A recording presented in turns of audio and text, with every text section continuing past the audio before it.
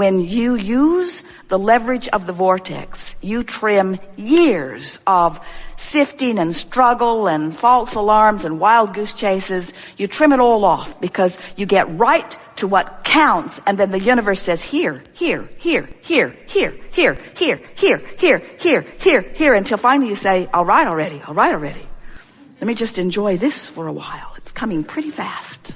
Jerry will say to Esther when he sees her out of sync a little bit, their lives are very busy, and sometimes Esther will get overwhelmed and out of whack. Sometimes he does too. And Jerry will say, why don't we sit and meditate, or why don't we just sit and get into alignment? And Esther's answer, she often laughs right after she says, is that I don't have time for that. I don't have, and Jerry never says anything in response to that anymore. He's gotten very smart in his time with Esther. But his thought is, you don't have time not to do that. He does not want to get in the bus and start driving down the highway with her if she's not in the vortex. A very, very wise man. In other words, if she's in the vortex, traffic goes well, everything goes well, the bus operates well, her instincts are right on. It's a big piece of equipment to be moving around, and you don't want to be out of the vortex when you're moving it around, you see. And you don't want to be moving around in life at all, whether you're driving a monster bus or a lawnmower or anything else. You don't want to be out of the vortex while you're hiring people. You don't want to be out of the vortex while you're planning what's next. You don't want to be out of the vortex when you're ordering lunch. You don't want to be out of the vortex when you're eating lunch.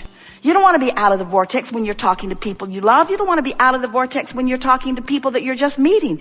You want to be in the vortex. You want to be an extension of source. That's who you are. And anything less than that is just not enough, and it will always feel off to you, you see. You're still talking about why you need it instead of how good it will feel to have it. You're still defending your reason for asking rather than just going with the flow and understanding and accepting that when you ask, it is given every single time. But it is given vibrationally first, and that's the thing that trips so many of our human friends up. You don't care about the vibrational giving. You want the money in the bank. You want the lover in the bed. You want the car in the garage. Vibrational, vibrational, vibrational. What's this vibrational stuff? I want to spend it. I want to know it. I want to see it, smell it, hear it, taste it, touch it, feel it. I want the tactile, physical experience of it. And we say, if you will satisfy yourself just for a little while with the emotional version of going with the flow, if you will be satisfied for a while to feel the exhilaration of the good idea, it is our promise to you that your good idea will manifest in your life experience, in your what you call reality, in the same way that it has already taken shape and form in this vibrational reality. This vibrational reality is a reality. It is the vibrational precursor to everything that you know that is physically manifested. But as humans, you've become such organizers of the physical stuff and such observers of the physical stuff that you have lost your sense of who you really are. So you want to see something rather than feel something. We want you to get back to that primal, pre-birth, source energy, memory, that sometimes it feels good just to feel good by affecting the direction of your thought and finding the feeling. The beasts of your planet still remember that. They are much more intuitive, you call them. They are much more instinctual, you call them, which means they're listening to vibration. And you say, well, they've just got good ears. And we say, yes, they do. They have good ears. They are keenly sensing vibration. They see better than you do. They hear better than you do. They smell better than you do. Their food tastes better than yours does, and it's dog food.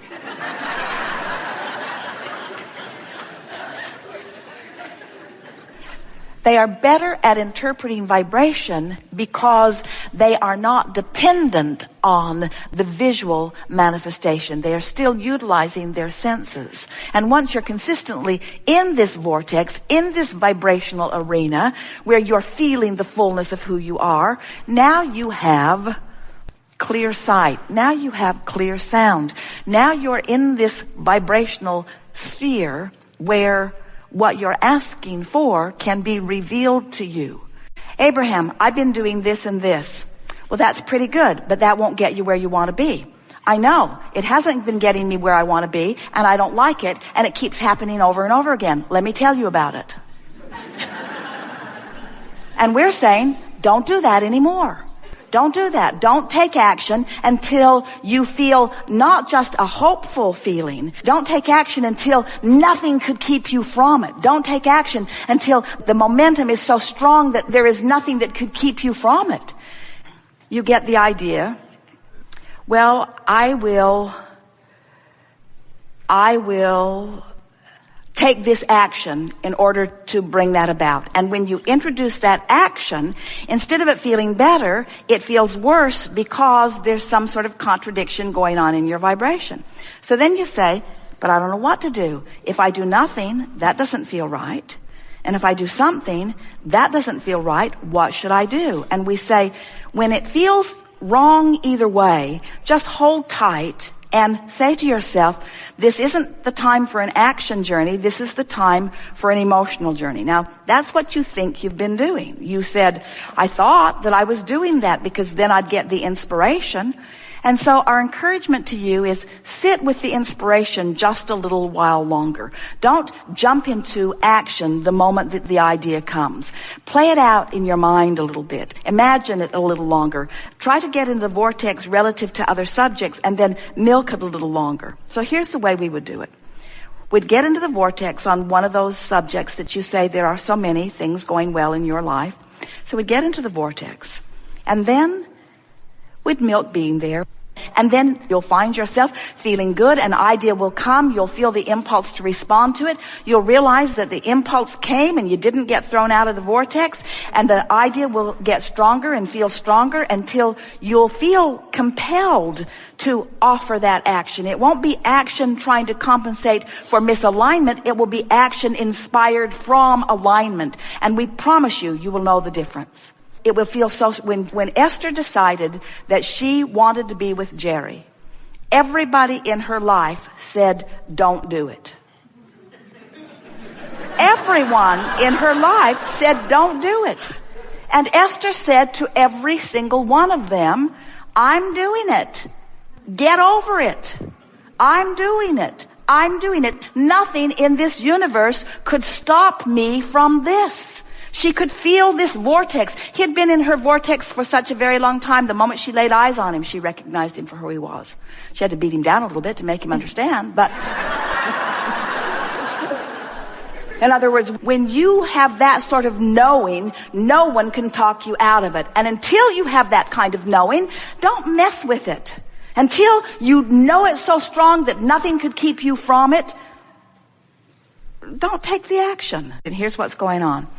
Hope isn't in the vortex. Hope's on the verge of the vortex. So if you're acting from the vibration of hope, you're taking action too soon. You want to hope until the vortex takes you in and makes a believer out of you. And once the vortex takes you in and makes a believer out of you, if you hang around longer, then you'll know. And once you're in the place of knowing, what you want cannot be denied. So you are impatiently jumping into action before your alignment is really secure. That's all. Now, this is the thing that we so want you to understand.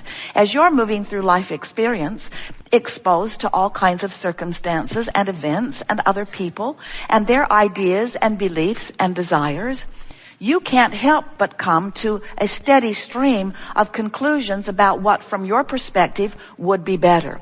And as those conclusions emanate from you, and the source within you makes them a vibrational reality by holding to the vibrational frequency of them, you can then, from the moment of the birth of the new desire, you can feel what your vibrational relationship is to that improvement. That's what your emotions give you. Your emotions give you moment by moment feedback. Your emotions let you know whether you're a match to what you want or whether you're a match to what you don't want. And what you begin to understand as you listen to us talking about these universal laws is that the powerful law of attraction, which is a law that responds to the vibrational basis of all it is, This law of attraction is the law that makes it possible that when you set your radio dial on 6:30 a.m., you hear what's being broadcast from the station that is broadcasting 6:30 a.m. The frequency of the transmitter and the receiver have to match up. And everything in this universe, every particle, every piece of dirt, every organism, every part of you, everything that exists in all that you see and in that which you do not see is a vibrational basis that is transmitting and receiving constantly. And those transmitting and receiving signals are being organized by this powerful law of attraction, which says in simple terms, that which is likened to itself is drawn. So if you set your frequency on, I don't have enough money, and you stay there long enough that you set your frequency on, I don't have enough money and I am really irritated about it, I don't have enough money and I am frightened about it, as you set your frequency there, even though you may be going through all of the motions that might bring money to others, you hold the money that you're asking for away from you because, and you often don't even realize you're doing it, you have tuned yourself to the frequency of not enough. And when you tune yourself to the frequency of not enough money, or when you tune yourself to the frequency of a physical condition that you do not want, when you tune yourself by practice to a vibrational frequency, law of attraction cannot buck your current. You cannot receive around the signal that you're offering. The signal that you're offering equals your point of attraction. So many of you say, Esther says it daily, Abraham, I don't get why that doesn't irritate you.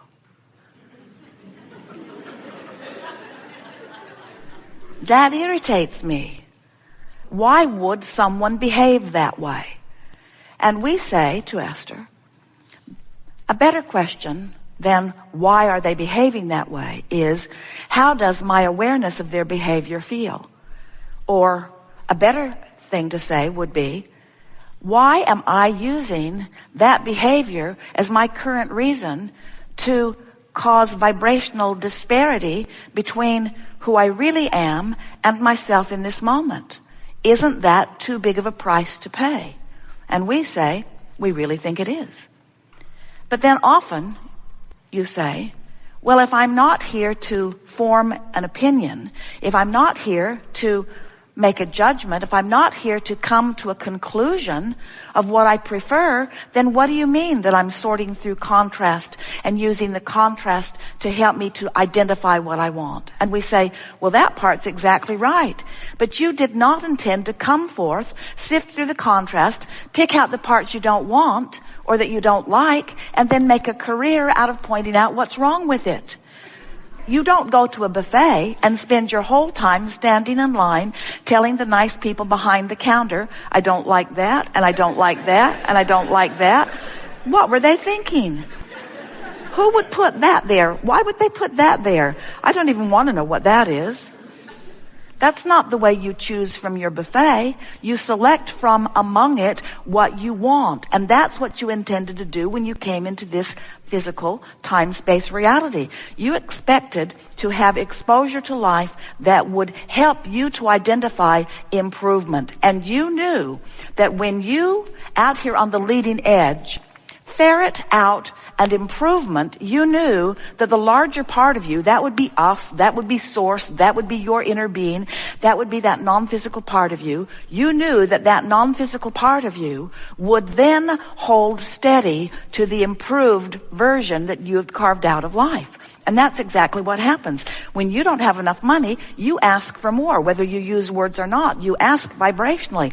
And when that rocket of desire, that other side of the vibrational wave, when that bounce occurs, the source within you holds steady forevermore your new conclusion about the prosperity that you seek. But when you look back at the circumstance that caused you to ask for more money, and you defend the needing or the wanting of more money by pointing out how hard it is without it, or how unjust it is without it, or how not fair, how not right, how annoying, how unpleasant, how Many others are experiencing it maybe in the same way.